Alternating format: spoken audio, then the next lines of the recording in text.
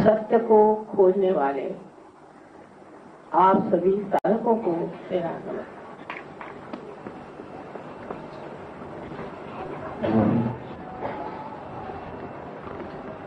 पहले तो मैं चाहूंगी कहना कि जब भी नोएडा आने का प्रोग्राम बनता है तो मेरे रास्ते में इतनी रुकावटें हो जाती हैं और आज एक पुली जैसा बंद हो गया था। मैं सोच रही थी कि सब लोग इंतजार में बैठे होंगे तो अब अगले वक्त नोएडा में रहना शुरू करना पड़ेगा।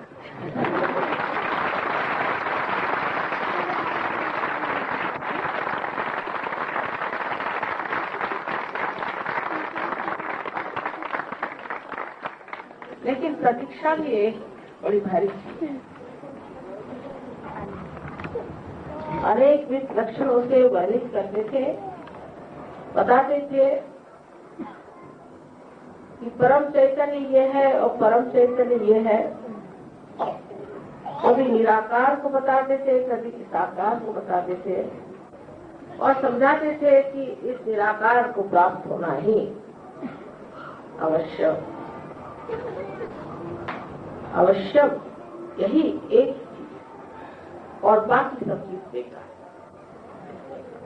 हम लोग यही कहते आए हैं कि ये सब साधु संत महात्मा और बड़े बड़े ऋषि मुनि एक बात कहते आए, आपको परमात्मा को प्राप्त करना है। लेकिन हमने तो परमात्मा को देखा नहीं, हमने तो परमात्मा को जाना नहीं, फिर हम उन्हें किस तरह से प्राप्त करें? ये तो एक सर्वसाधारण मनुष्य के दिमाग में विचार आना जरूरी। पहले जब कुंडलिनी के और बहुत से लोगों का ध्यान गया तो उन्होंने तो चक्रों में घूमना शुरू कर दिया, क्योंकि मनुष्य या तो लेफ्ट को जा सकता है, राइट को जा सकता है। लेफ्ट से राइट पे घूमते हुए इस तरह से लेफ्ट से आया, राइट पे जा राइट, इस तरह से चक्रों के चारों तरफ घूमने लगे। उसे चक्र दिखाई देते, उनका रंग दिखाई देता और उसमें बसे हुए देवता भी दिखाई देते होंगे।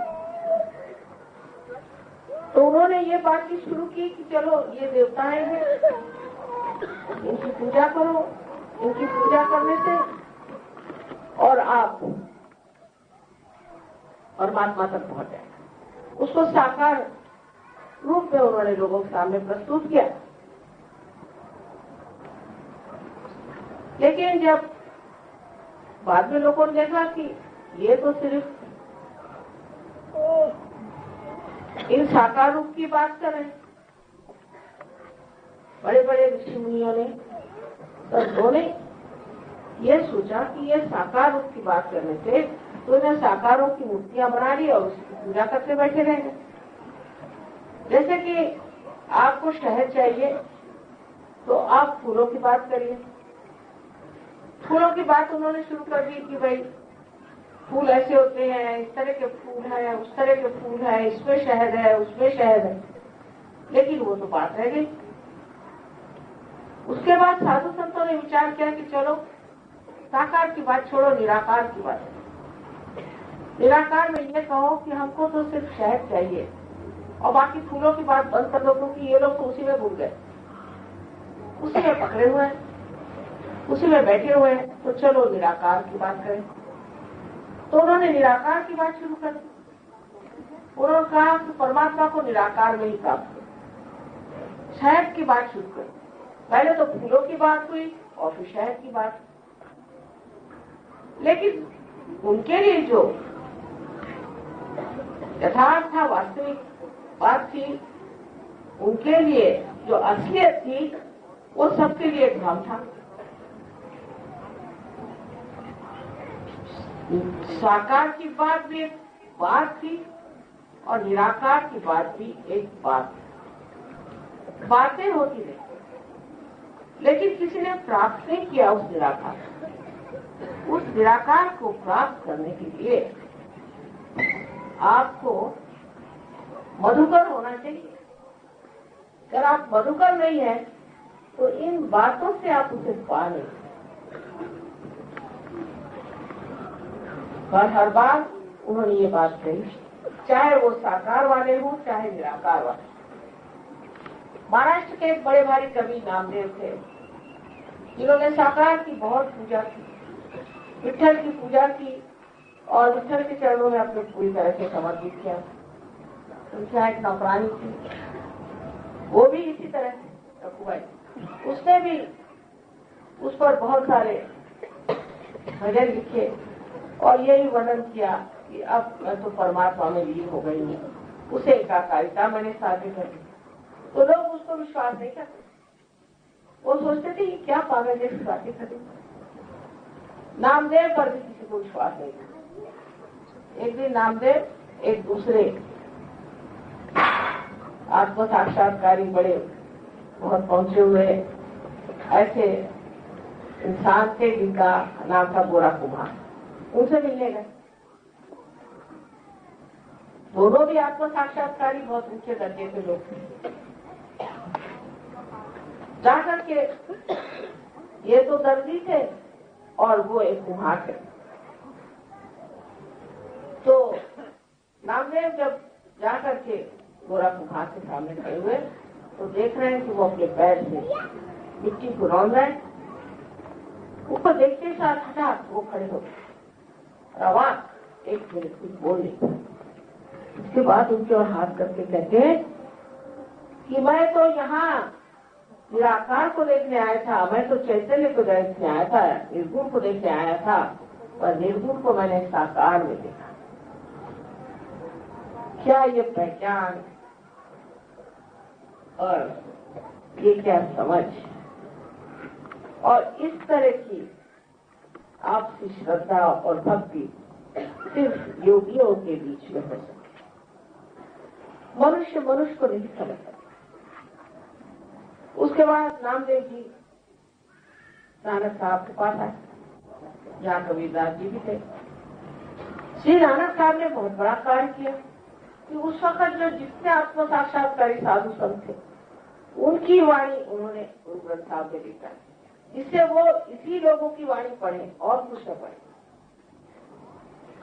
लेकिन नामदेव से उन्होंने कहा कि अब तुम निराकार पे लिखो, साकार पे बहुत लिखा। तो उन्होंने भी निराकार में लिखना शुरू कर दिया। उन्होंने भी बहुत कुछ निराकार पे लिखा और पंजाबी भाषा सीखे। मैंने उनकी इतनी बड़ी किताब देखी है जिसमें उन्होंने पंजाबी में निराकार का भी वर्णन किया और बहुत सुंदर वर्णन। अब वो महाराष्ट्र से एक दर्जी चले आए, गुरु नानक साहब यहाँ इतने बड़े पूजे हुए थे। आपस का उनका मिलन, आपस की उनकी समझ, आपस का अपनापन किसी न किसी बड़ी सूक्ष्म दृष्टि से हुआ हो, कोई न कोई ऐसी अंतर विधि से हुआ है जिससे इन्होंने आपस में पहचान किया। यह पहचानना अपने को जाने बगैर नहीं हो सकता। अभी जब हम देख रहे हैं तो हम कहते हैं मैं मेरी आंख से देख रहा हूं। जब हम सुन रहे हैं तो कहते हैं कि हम हमारे कान से सुन रहे हैं। और जब जान भी रहे हैं तो हम सोचते हैं हम अपने बुद्धि से जान रहे हैं। लेकिन ये जो मेरी आंख है मैं कौन, और जो मेरे कान है उसमें का मैं कौन, और जो मेरी बुद्धि है उसमें का मैं कौन है। वो मैं कौन जानने के बाद जो कुछ भी देखा जाता है, जो कुछ भी सुना जाता है और जो कुछ भी जाना जाता है वो एक मेव सत्य और वही एक मेव निराकार परमात्मा का दर्शन। इस आत्मा की प्राप्ति के बारे में सब लोगों ने बहुत शंकाएं करी, पहले भी करी और आज भी करी। जितने जितने बड़े बड़े संत साधु हो गए, इतने बड़े बड़े पैगंबर हो गए, सबको मारा, सबको तकलीफ दी, परेशान किया और चाहा कि हमारे नाम से एक धर्म शुरू हो जाए, उनके नाम से एक धर्म शुरू हो जाए। मैं हमेशा कहती हूँ कि किसी पेड़ पर बहुत से फूल अलग अलग समय पर एक जीवित शक्ति के साथ पैदा हुए थे और उसी जीवित शक्ति से वो पनप रहे थे, लेकिन लोगों ने फूल ये तोड़ लिए और कहा ये मेरा, ये मेरा, ये मेरा, और अपने को बड़ा बड़ा समझ करके और उस सूखे हुए फूलों को मान लिया और असलियत को छोड़ दिया। इसलिए वो भाईचारा जो नामदेव में और गोरा कुम्हार में है वो मनुष्य जाति में नहीं दिखाई देता है। बात बात को लेकर लोग झगड़ा करते हैं। जैसे मैंने देखा कि भाई तुम इस मोहल्ले में रहते हो तो मैं इस मोहल्ले में रहता हूँ, तो ठीक है, हमको तो झगड़ा करना ही चाहिए क्योंकि तुम तो दूसरे मोहल्ले में रहते हो। अब सब लोग एक मोहल्ले में कैसे रहेंगे? फिर कहेंगे अच्छा तो तुम एक मकान में रहते हो और मैं दूसरे में रहता हूँ, तो हम तो दो हो गए, तो हमको झगड़ा करना चाहिए क्योंकि दो हो गए। फिर तुम एक कमरे में रहते हो, मैं दूसरे में रहता हूँ, मियाँ एक कमरे में रहते, बीवी दूसरे कमरे में रहती, तो झगड़ा होना ही हुआ क्योंकि दोनों दो कमरे में रहते। लेकिन एक होने के लिए हमें क्या करना चाहिए और क्या हमें होना चाहिए जिससे हम सब एक हैं? ये सिर्फ दिमागी जमा खर्च न हो, ये सिर्फ भावना मात्र न हो, लेकिन ये हमारे अंदर एक सत्य स्वरूप हमारे अंदर ये प्रकट हो, इस तरह से हमारा देखने की यहाँ रोशनी है। इसके लिए हमारे आत्मा का हमें दर्शन होना चाहिए, क्योंकि आत्मा जो ये विश्वव्यापी है। हमारे अंदर आत्मा का दर्शन जो हो रहा है वो एकमेव परमात्मा का हमारे अंदर दर्शन हो रहा है और वही सबके अंदर हो रहा है। जैसे अलग अलग शीशे लगे हुए हैं, उसमें एक ही चीज दिखाई दे रहा है, फिर दूसरा कौन?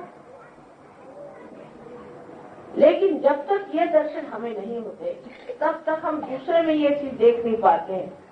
हम अपने को अलग सोचते हैं, उसको अलग सोचते हैं और उसके दर्शन को पहचान नहीं पाते। इसीलिए हम लोग आपसी इसको कहते हैं प्यार या आपसी समझ या आपसी गौरव और आपसी मान हम नहीं करते। हाँ, पैसे के लिए करेंगे, किसी मतलब के लिए करेंगे, किसी वजह से करेंगे, या ज्यादा से ज्यादा माँ बाप है इसलिए करेंगे। या जब हम किसी चक्कर में आ जाते हैं कि भाई हम लोग इस विचार के, दूसरा कहकर हम इस विचार, दूसरा कहकर हम इस विचार, तब इसलिए हम एक हो जाते हैं कि हम दूसरों से नफरत करना चाहते हैं।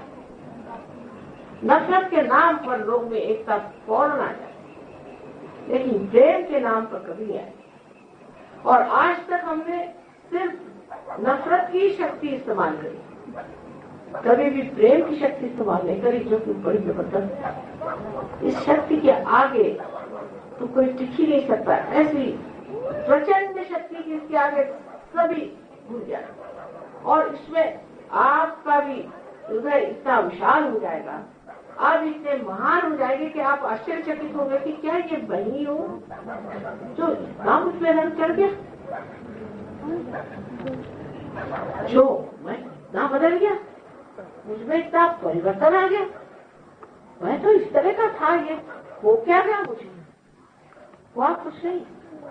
जो आपके अंदर सूक्ष्म शक्ति है, इसके बारे में डॉक्टर साहब ने आपको बताया कि आपकी माँ अपनी अलग अलग माँ है।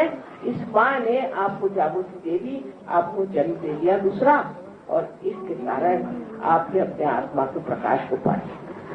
इस आत्मा के प्रकाश को पाते ही आप दूसरे हो जाते हैं। अंधेरा भी हो जाए समझ लीजिए तो आप जानिएगा नहीं कौन आपस में बैठा है। आप किसको कुदरती चले जा रहे हैं, आप किसको ढकेलते चले जा रहे हैं, आप किसकी जगह लेते चले जाए, कुछ दिखाई नहीं देते। ऐसे प्रकाश आ जाएगा, आप समझ जाएंगे कि हम सब एक विंडो नीचे बैठे हैं आराम से। ये प्रकाश आज इस दिल्ली में, इस नोएडा में और या तो इस भारतवर्ष में आना तो जरूरी है ही, पर सारे संसार में आना जरूरी। लेकिन दुर्भाग्य ऐसा है कि इस प्रकाश का स्रोत आपका देश, इसी देश से यह प्रकाश सारे संसार में फैलने वाला है।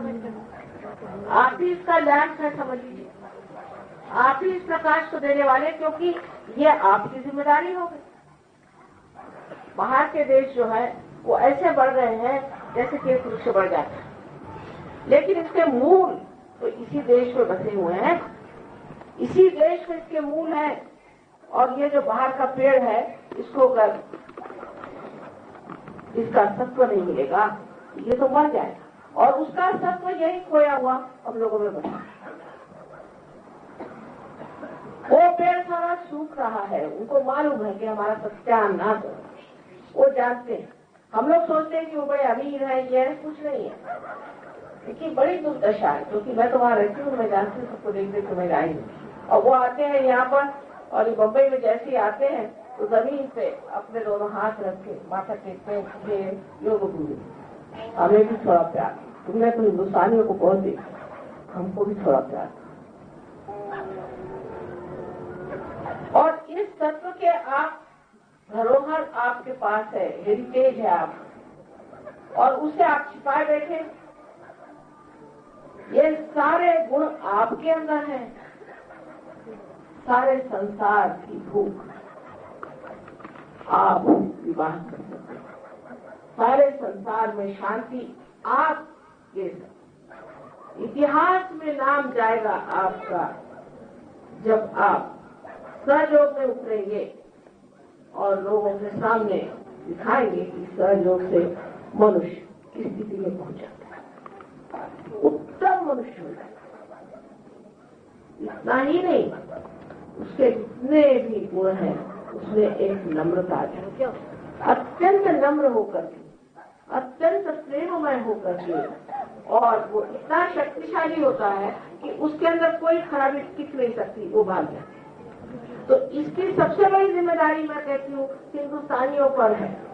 गर्व होगा नहीं तो कल ये दुनिया मिल गई तो हिंदुस्तानियों की खोपड़ी पर इसकी जिम्मेदारी।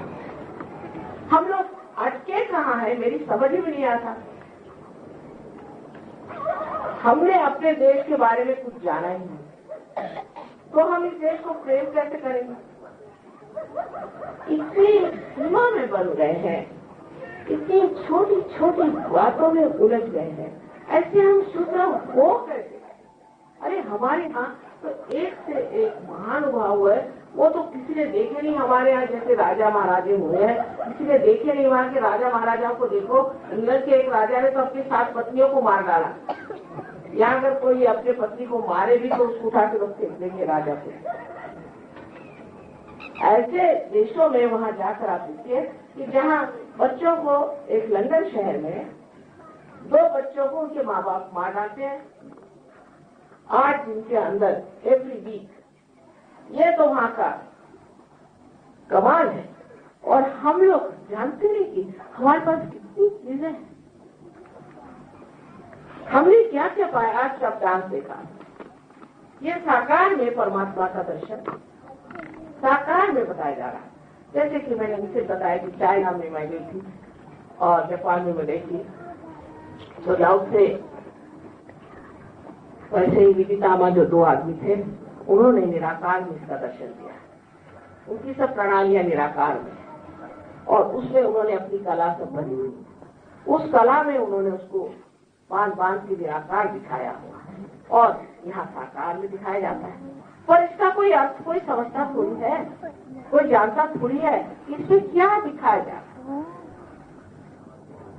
इन्होंने दिखाया है कि हमारे साथ उस प्रेम की शक्ति है, जो शक्ति दुष्टों का संहार कर सकती है, और वो शक्ति जो साधु संत है उनको बचा सकती है, धर्म का उत्थापन कर सकती है, और मनुष्य को आत्म साक्षात्कार दे सकती है।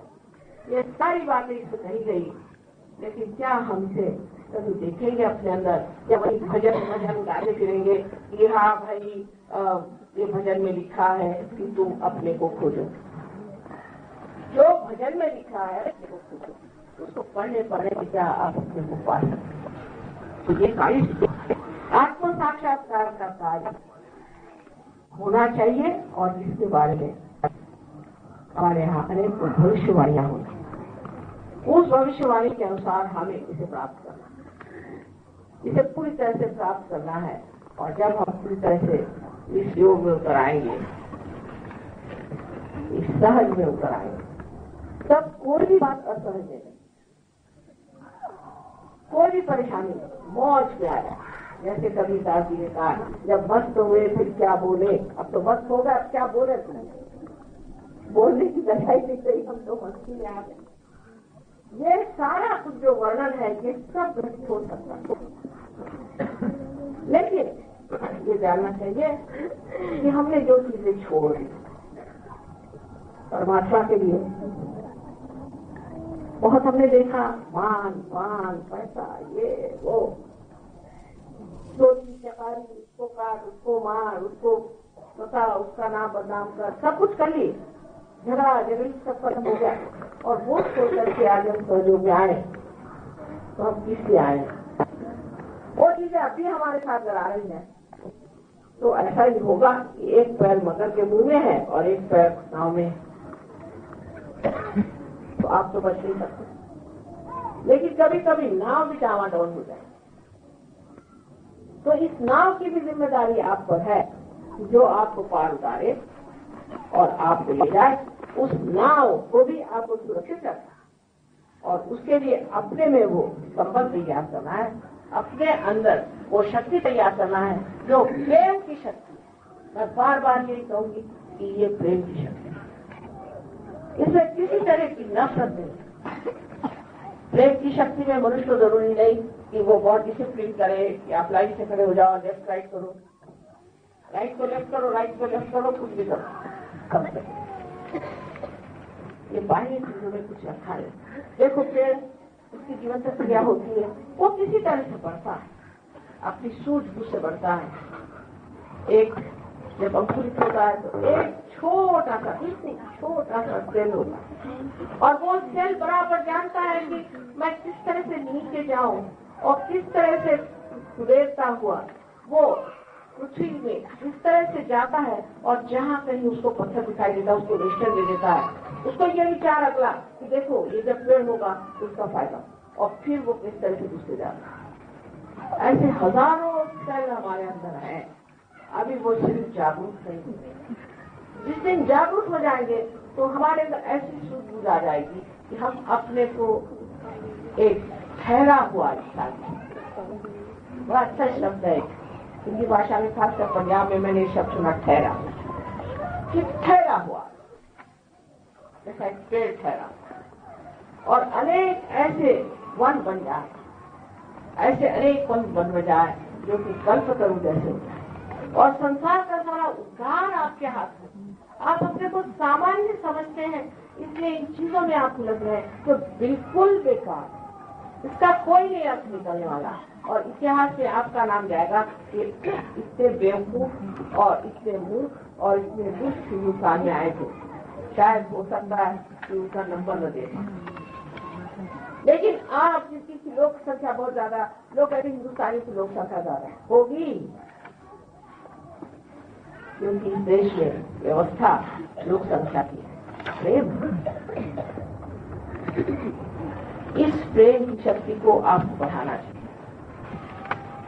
सहयोग में आप जानिएगा कि इस प्रेम की शक्ति से अनेक लोग ठीक हो, कैसी कैसी बीमारियां छूटती थी। परसों की बात है, एक बच्चा 3 साल की उम्र लड़का था, उससे कभी उसके जबान से एक शब्द किसी ने सुना नहीं, कभी उसकी आवाज नहीं निकली, वो कुछ सुन नहीं पाता था। वो 5 मिनट में बोलने भी लग गया और सुनने भी लग गया।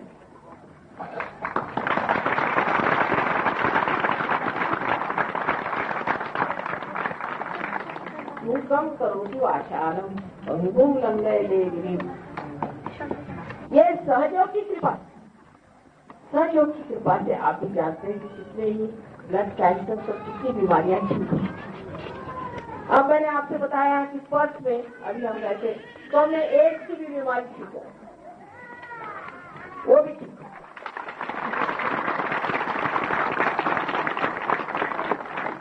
लेकिन ये तो कम से कम होगा।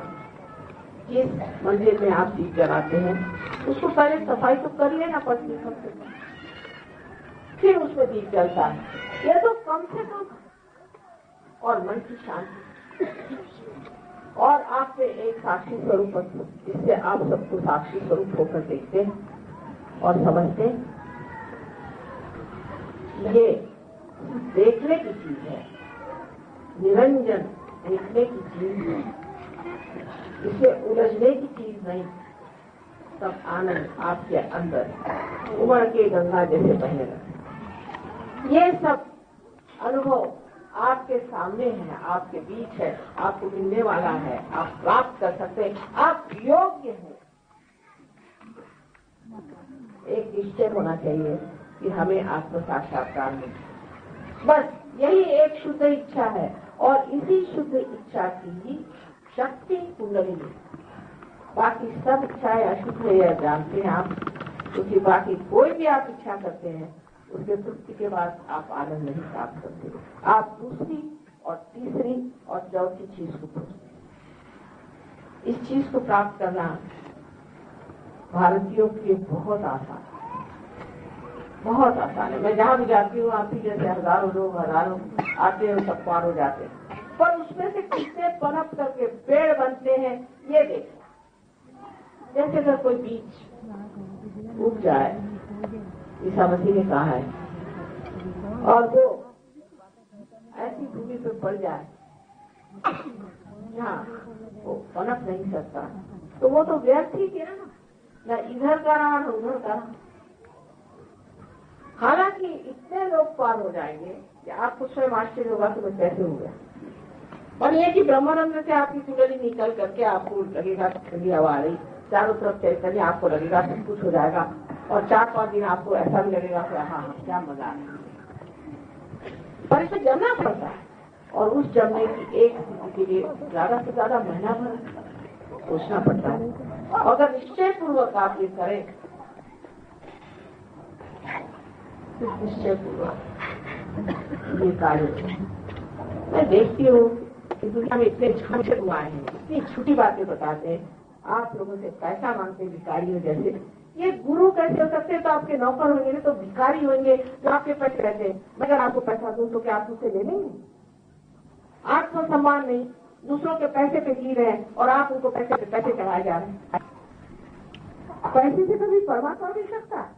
उसको तो बेचारे को पैसा भी समझ में आता, उसको क्या बैंक पता है? ये तो आपका सरदर्द है, पैसा, बैंक, इकोनॉमिक्स, पॉलिटिक्स। परमात्मा का इसके क्या संबंध? और ऐसे झूठे गुरुओं को पीछे पड़ करके, और आप मैंने देखा है लोग, हाँ मेरे गुरु ने मुझसे बताया है 1.25 लाख आपको नाम 1.25 लाख। उसको लिखना नहीं आता तो परमात्मा को पाई नहीं सकता। 1.25 लाख नाम लिखे बैठे।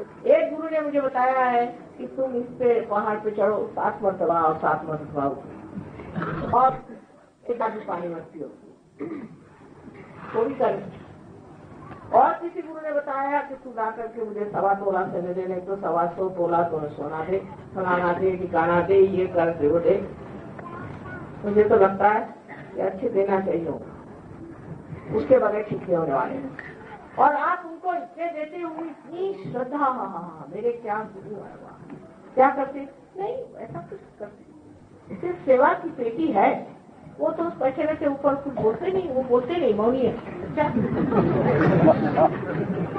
और फिर तुम वहाँ क्या कर जाते? नहीं, वहाँ सेवा की पेटी है माँ, उसमें आप चाहे 2 डाल, चाहे भी डाल, आप चाहे 1 रुपया डाल दो, चाहे 1 लाख डाल दो या 50 डाल दो, उनको सब मान्य है। वाह वाह, बहुत ही अच्छा है। और इसलिए धर्म से लोगों की श्रद्धा हटती भी जाएगी, क्योंकि ये कोई धर्म हुआ? पैसे कमाने के धर्म नहीं। इसी प्रकार सारे धर्मों में आजकल सारे धर्मों में गड़बड़ है। हमारे क्या मंदिरों में कम है कि मस्जिदों में कम है कि गुरुद्वारे में कम है? कहीं पर भी मुझे नहीं दिखाई देता कि सच्चाई से उस परमात्मा की प्रार्थना।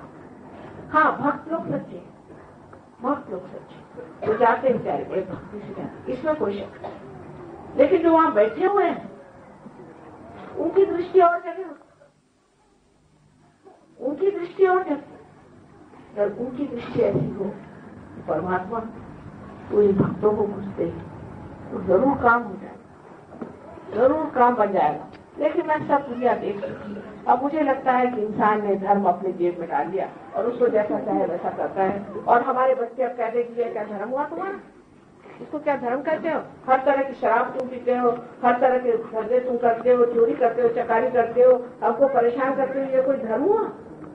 कोई सा भी आप धर्म तो देख लीजिए, किसी भी धर्म में आज कोई मनुष्य खड़ा है तो वो ये नहीं कह सकता है कि इस धर्म का आदमी खराब नहीं है, या इस धर्म का आदमी कोई बात नहीं करता है, या इस धर्म के आदमी ने कभी भी कोई ऐसी दुष्ट बात नहीं कही। किसी पे कोई धर्म का बंधन ही नहीं पड़ता। इसका मतलब धर्म अंदर से जागरूक है। ये जो कुंडलिनी है, ये आपके अंदर वो धर्म जागरूक है। फिर आप भी संत हो जाते हैं, आप खुद ही उस धर्म में जागरूक हो जाते हैं। मुझे कुछ बताने की जरूरत नहीं है, आप स्वयं ही उस धर्म में उतर आते हैं और धर्म आपके अंदर जागरूक हो जाता है। इसके बारे में सबने कहा है कि अपने ही अंदर उसे जागरूक, तब फिर जो विश्व धर्म है उसको आप समझें कि विश्व में एक ही धर्म है और वो धर्म ये है कि परमात्मा का और हमारा संयोग, यही एक इस योग के सिवाय और कोई धर्म नहीं। जब ये हो गया तो सब कुछ मिल गया। जब तक इस बिजली का कनेक्शन नहीं होगा तो क्या ये बिजली जलेगी? जब तक इसका कनेक्शन नहीं होगा तब तक ये काम करेगा। इसी तरह से आपका कनेक्शन उससे हो जाए, योग घटित हो जाए, आपके जीवन का परमात्मा से संबंध हो जाए, इस परम चैतन्य से संबंध हो जाए। इसके अलावा और कोई चीज की जरूरत नहीं। फिर सारा धर्म आपके अंदर उतर आएगा, सारा शास्त्र आपके अंदर उतर आएगा, सारा ज्ञान आपके अंदर उतर आएगा, सारा सत्य आपके अंदर आ जाएगा और आप आनंद में ही डूबते रहेंगे। और ऐसा लगेगा कि पता नहीं कौन सी गवर्नमेंट में आ गया हूँ, इस सारी चीज सामने चले आ रही, सब चीज हुए जा रही, कैसे हो रहा, ये चीज कैसे बन रही, ये चीज कैसे घटित हो रही। इसके लिए पहले सिर्फ आप इतना ही सोचे कि माँ आज हमें आप जागरूकता दे दीजिए, हम जागरूकता चाहते हैं, बस दूसरी कोई बात नहीं। इतनी इच्छा आप लोग करें और ये कार्य हो जाए। आशा है आप लोग सब तैयार हैं और अब थोड़ी देर में हम चाहेंगे कि आत्म साक्षात्कार की प्रक्रिया करें। उसमें कुछ करना नहीं क्योंकि सहज है, अपने आप ही घटित होती है, जीवन प्रक्रिया है। जैसे बीज को आप जमीन में छोड़ दीजिए, अपने आप घटित होता है, उसमें से अंकुर निकला, ऐसे आपकी भी क्रिया होगी। लेकिन मैं आपको ये भी दिखाना चाहूंगी कि आपके चक्र आप किस तरह से संभालें। बस आप लोगों को सवाल तो जरूर होंगे क्योंकि दिमाग तो चलते ही रहता, दिमाग नहीं ठहरने वाला, पटाख बहुत से सवाल लोग पूछते रहते। इसलिए मैं कहूँगी कि आप मुझे सवाल लिख करके दे दीजिए और कल कहाँ पर है प्रोग्राम? अब रामलीला ग्राम में मैं आपको उत्तर दे दूंगी। अच्छा, तो अब शांति से पहली बात कि अपने प्रति एक प्रसन्न चित्त। पहले ये कि तुम पानी हो, तुमने ये बात किया, ये सब बेकार बातें हैं, कोई अर्थ नहीं। अरे मनुष्य तो गलती करेगा, कोई परमात्मा गलती करते हैं। तो मैंने ये किया, मैंने फलानी गलती करी, ये सब भूल जाइए। ये पिछली बात है, पिछला सब भूल जाइए, भूतकाल सब, कोई भी गलती करिए, कुछ भी आपने किया उससे कोई फर्क नहीं पड़ता। आप दरबार में आए हैं, बस यही बड़ी बड़ी बात। तो जो अपने को दोषी समझते हो तो सोचना चाहिए कि अभी अगर आप दोषी हो तो यहाँ न बैठे तो जेल में होते, और जो जेल में बैठे वो भी पार हो जाते हैं, क्योंकि परमात्मा का तरीका और है और उनका जजमेंट और है। और कुंडलिनी आपके बारे में सब जानती है, वो आपको संभालेगी। आप मेहरबानी से अपने ऊपर न्यायाधीश मत लगाइए और अपने को मत सोचिए कि मैंने ये गलती करी, मैंने वो गलती करी, और अपने को दूषण मत दीजिए और अपने को गिराइए। पहली तो बात ये शर्त। और दूसरी शर्त यह है कि आप सबको एक साथ माफ कर दीजिए। पहले तो अंग्रेजों को माफ करिए, 300 साल हमारे खोपड़ी में बैठे। मैंने इसलिए अंग्रेजों को पार कराया है कि आप विश्वास नहीं कर सकते। इन दुष्टों ने बहुत सताया, मुझे बहुत सताया।